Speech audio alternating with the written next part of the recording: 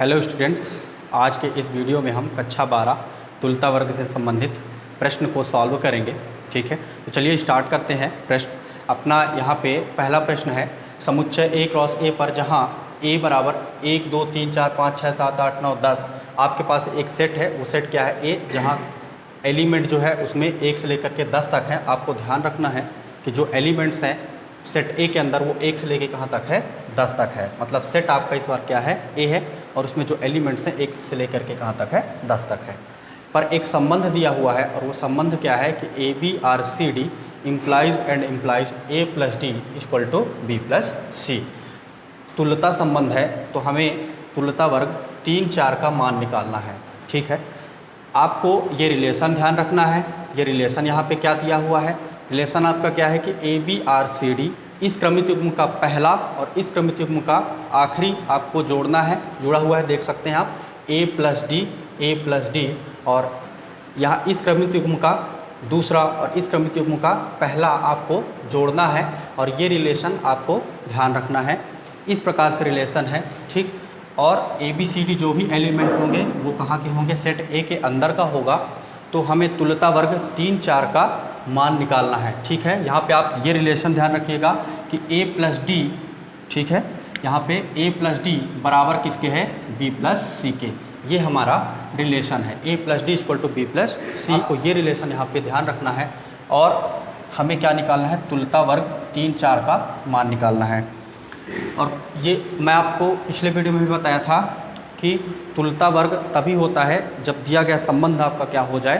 क्या हो जाए? संबंध आपका तुल्यता संबंध हो। ठीक है, मतलब ये ऑलरेडी तुल्यता संबंध है, हमें इसे दिखाने की ज़रूरत नहीं है।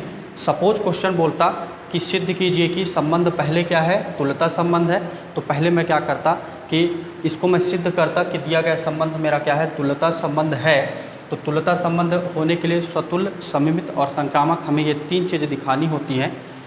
लेकिन यहाँ पे बोला नहीं है, सिर्फ बोल दिया है कि कह दिया है कि तुल्यता संबंध है आपका, तो आप सिर्फ क्या निकाल के दिखा दो? तुल्यता वर्ग 3 4 का मान निकाल के दिखा दो।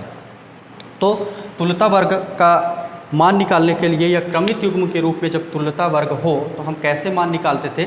मैं आपको एक फार्मूला बताया था। अब वो फार्मूला ये होता है कि AB इक्वल टू क्या होता था? AB बराबर क्या होता था?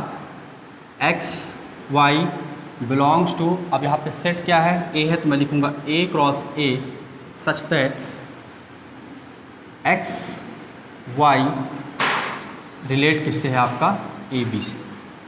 ठीक है, आपका ये फार्मूला है। इस फार्मूले को आप याद रखिएगा कि AB equal to X Y belongs to A cross A। अब यहाँ पे सेट मेरे पास A है, इसलिए मैंने A क्रॉस A लिखा। N होता तो मैं N लिखता। ठीक है, और जो इसका रिलेशन है वो किस प्रकार का होता है कि XYRAB। आपको ये ध्यान रखना है, ठीक इसके प्रकार है, ठीक इसके जैसे एकदम, ठीक ABR। तो चलिए स्टार्ट करते हैं। इस फार्मूले के थ्रू हमें किसका वैल्यू निकालना है? तुल्यता वर्ग 3 4। मैं आपको बताया था कि ये जो तुल्यता वर्ग 3 4 है वो आपका क्या है? AB है। तो मैं यहाँ पे क्या लिखूँगा?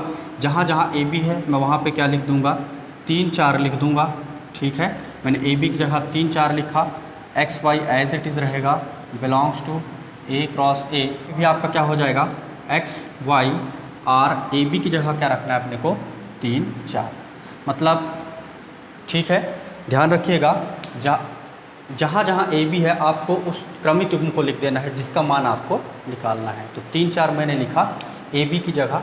अब मैं इसको सॉल्व करता हूँ आगे, तो ये हो जाएगा XY belongs to A cross A such that.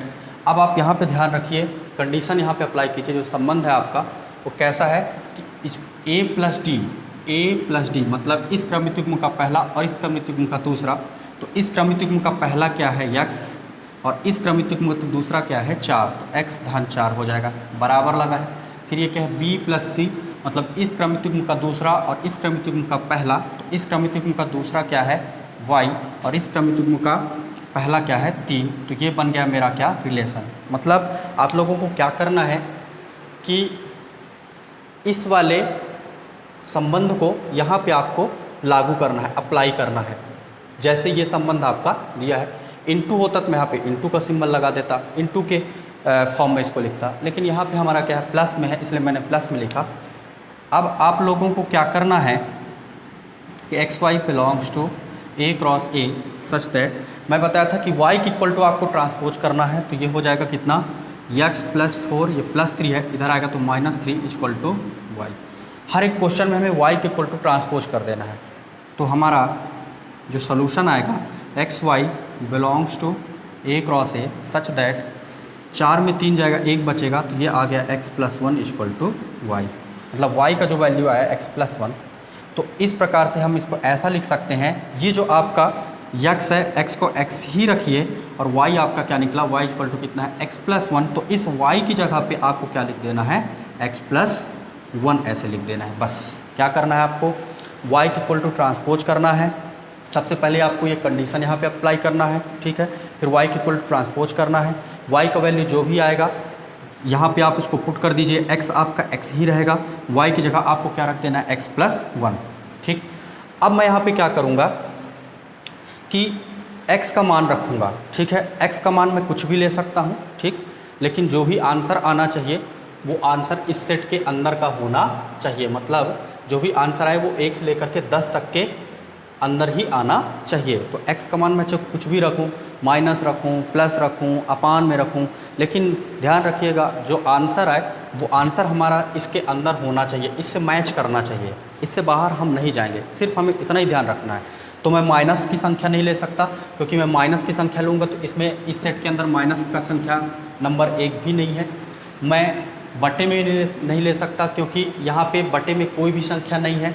तो मुझे ऐसा संख्या लेना है कि जो मेरा आंसर भी दे दे और इस सेट के अंदर वो अवयव भी होना चाहिए। तो मैं क्या करता हूँ, x का मान मैं 1 ले लेता हूँ, 1 और 1 और 1 ये कितना हो जाएगा 1 धन 1, ठीक है, ये पहला।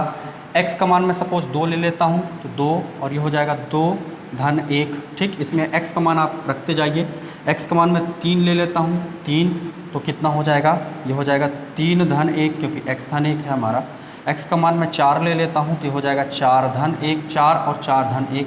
मैं x का मान सपोज 5 ले लेता हूँ, तो 5 कॉमा हो जाएगा 5 धन 1, ठीक है। x का मान मैं यहाँ पे और ले लेता हूँ, 6 ले लेता हूँ, तो हो जाएगा 6 कॉमा 6 धन 1। x का मान मैं यहाँ पे 7 ले लेता हूँ, तो 7 कॉमा 7 धन 1। x का मान मैं यहाँ पे क्या ले लेता हूँ 8 ले लेता हूँ, तो ये हो जाएगा 8 कॉमा 8 धन 1। और x का मान मैं यहाँ पे क्या ले लेता हूँ 9 ले लेता हूँ, तो ये हो जाएगा 9 कामा 9 धन 1, ठीक है। अब जो हमारा आंसर आएगा कुछ इस प्रकार से आएगा। तो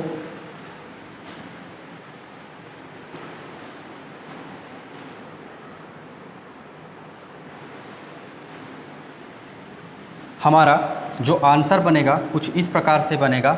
ये हो जाएगा 1 और 1 2, ठीक है, 2 और 1 ये हो जाएगा 3 और 1 हो जाएगा 4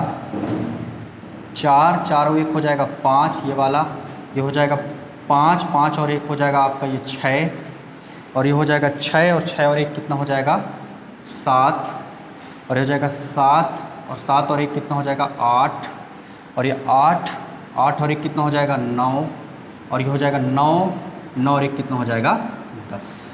अब इससे ऊपर मैं संख्या इसमें नहीं रख सकता हूँ। क्यों नहीं रख सकता हूँ?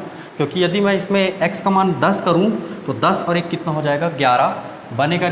अगला जो हमारा क्रमतुक बनेगा वो 10 और 11 बनेगा, लेकिन 11 इस सेट में नहीं है, इसलिए आगे हमें इसका मान नहीं रखना है, ठीक है। और आप देख सकते हैं कि जो भी आंसर आएगा यहाँ पे जो 1 2 आया, 1 2 इस सेट में है, 2 3 आया, 2 3 भी इस सेट में है, 3 4 आया, 3 4 भी इस सेट में है, 4 5 आया, 4 5 भी इस सेट में है, और लास्ट में अपन देख लेते हैं जैसे 9 10, तो 9 10 भी इस सेट के अंदर है। मतलब तुल्यता वर्ग 3 4 का जो आंसर आएगा वो आपका ये होगा, ठीक। ये आपका क्या है आंसर है। अब आप आंसर भी वेरीफाई कर सकते हैं। पिछले वीडियो में मैंने आंसर वेरीफाई करना बताया था, तो आप पिछले वीडियो में जा कर के आंसर वेरीफाई करना देख सकते हैं, वहाँ से आंसर कैसे वेरीफाई करते हैं, ठीक है। तो आप इस कंडीशन को ध्यान रखिए कि आपका जो रिलेशन है वह क्या रिलेशन है, ठीक है। और आपको एक्स जो भी यहाँ पे कंडीशन अप्लाई करेंगे और उसके बाद आपको क्या करना है, y के इक्वल टू ट्रांसपोज करना है, y के वैल्यू को आपको यहाँ रखना है और इस प्रकार से आपका एक क्या बनेगा, क्रमित युग्म बनेगा। और x का मान आपको ऐसा लेना है कि वो से जो भी आंसर हमारा बने वो आंसर वो जो अवयव आए उसके अंतर्गत वो अवयव सेट ए में होना जरूरी है, तभी वह तुल्यता वर्ग का मान कहलाएगा। तो तुल्यता वर्ग 3, 4 का जो मान आया वो इस प्रकार से आया। इस प्रकार से हम तुल्यता वर्ग का मान निकालना सीख सकते। अब एक और क्वेश्चन देखते हैं अपन, ठीक है। क्वेश्चन है हमारे पास समुच्चय A क्रॉस A पर, जहाँ A बराबर 1 2 3 4 5 6 7 8 9 10। मैंने क्या किया है, इसमें सेट मैंने वही रखा है, ठीक है। समुच्चय मेरे पास A है, वही सेट है जो पिछले वाले क्वेश्चन में था। और संबंध मेरे पास क्या है, मैंने संबंध को चेंज किया है। संबंध को मैंने क्या किया कि ABRCD implies and implies A into D equal to B into C. पहले मैंने क्या किया था, पहले वाला जो क्वेश्चन था वो आपका प्लस में था और अब मैंने क्या किया है, उसी क्वेश्चन को इनटू में कर दिया है, ठीक है। कि आपका जो रिलेशन है इस बार किस प्रकार का है कि A का इनटू किसके साथ है, D के साथ, और B का इनटू किसके साथ है, C के साथ, और ये दोनों आपस में क्या है, बराबर। तो आपको इस बार ये वाला रिलेशन याद रखना है कि इस बार आपका इनटू में है, ठीक है। तो हमें क्या करना है, तुल्यता वर्ग 2, 4 का मान निकालना है। और ये ऑलरेडी ये तुल्यता संबंध है तो हमें तुल्यता संबंध दिखाने की ज़रूरत नहीं है। तो हम क्या करेंगे, स्टार्ट करते हैं इसका सॉल्यूशन यहाँ से। तो फार्मूला आपका वही लगेगा कि AB equal to X Y belongs to A cross A such that X Y और AB। तो क्या करना है आपको, इस बार आपको तुल्यता वर्ग 2, 4 का मान निकालना है और रिलेशन आपका इस बार किस में है, इनटू में है। तो इनटू में देखते हैं कि कैसे अप्लाई किया जाता है या कैसे ये तुल्यता वर्ग निकाला जाता है। तो जो तुल्यता वर्ग 2, 4 का मान निकालना है वह आपका क्या है, AB है। मैं बता ही चुका हूँ वो आपका AB है। तो जहाँ जहाँ आपका AB है वहाँ पे आप 2, 4 लिखिए, तो हो गया 2, 4।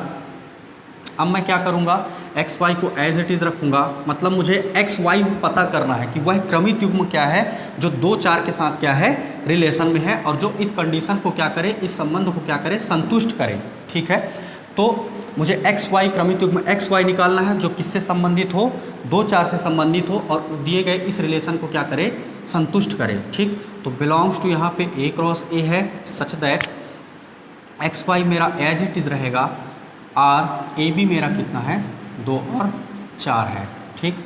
तो अब आप देख सकते हैं यहाँ पे कि आपका इस बार जो रिलेशन बना है वो कुछ इस प्रकार से बना है कि इस बार इनटू में है, ठीक है। तो देखिए मैं अब इनटू में कैसे अप्लाई करता हूँ।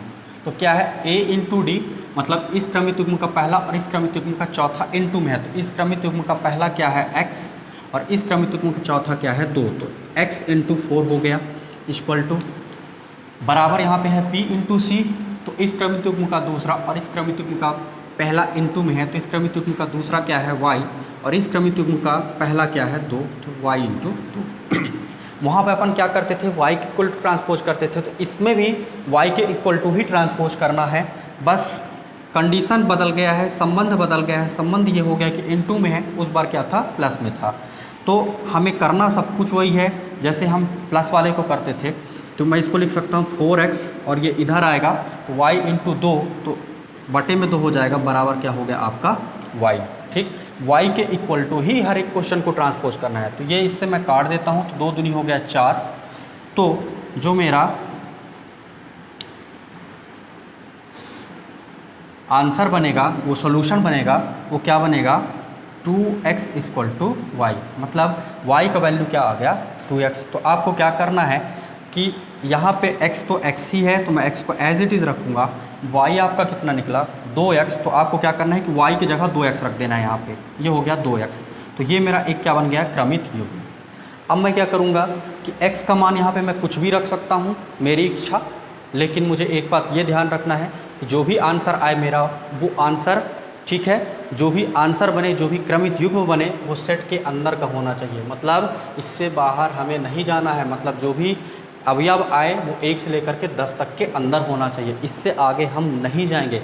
इससे अगर आगे जाएंगे तो हमारा तुल्यता वर्ग का आंसर अमान्य हो जाएगा और वहाँ से कंडीशन क्या हो जाएगा, फेल हो जाएगा। तो अपन क्या करते हैं, इसमें x का मान सपोज मैं 1 रखता हूँ, तो बिल्कुल हो जाएगा। 0 नहीं ले सकता, माइनस में नहीं ले सकता, क्योंकि आंसर जो आना चाहिए वो सेट ए के अंदर का होना चाहिए। तो 0 हो जाएगा ये आंसर, तो 0 इस सेट में नहीं है इसलिए हम इसको नहीं लेंगे। तो मैं 1 लेता हूँ, तो 1 और ये हो जाएगा, यहाँ पे भी 1 रखूँगा तो हो जाएगा 2 × 1, ठीक है। अब मैं 2 लेता हूँ तो 2 और ये हो जाएगा 2 × 2, और ये हो जाएगा 3 लेता हूँ तो 3 और ये हो जाएगा कितना 2 × 3, ठीक है। और मैं 4 लेता हूँ तो ये हो जाएगा 4, x का मान मैं 4 रखता हूँ तो ये हो जाएगा 2 × 4, और ये हो जाएगा मैं x का मान 5 लेता हूँ तो हो जाएगा 5 और ये हो जाएगा 2 × 5। मतलब आपको क्या करना है, जहाँ x है पहले 1 रखना है, यहाँ पे 1 रखा मैं, यहाँ पे 1 रखा, फिर ऐसे ही मैं 2 रखा, ऐसे ही 3 रखा, ऐसे ही 4 रखा।